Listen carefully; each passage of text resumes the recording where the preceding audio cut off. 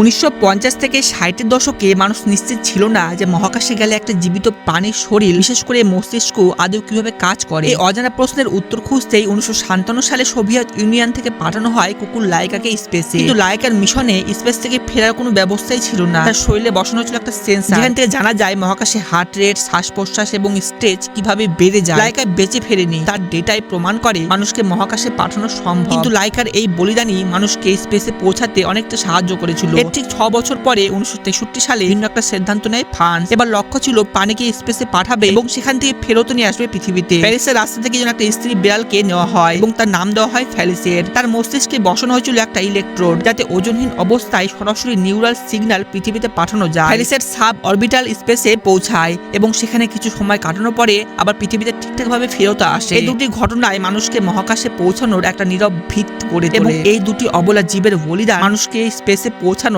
একটি প্রধান ধাপ, একটি প্রধান দরজা খুলে দেয়। আর আমাদের কাছে লাইকার অবদান চিরস্মরণীয় হয়ে থাকবে। ধন্যবাদ।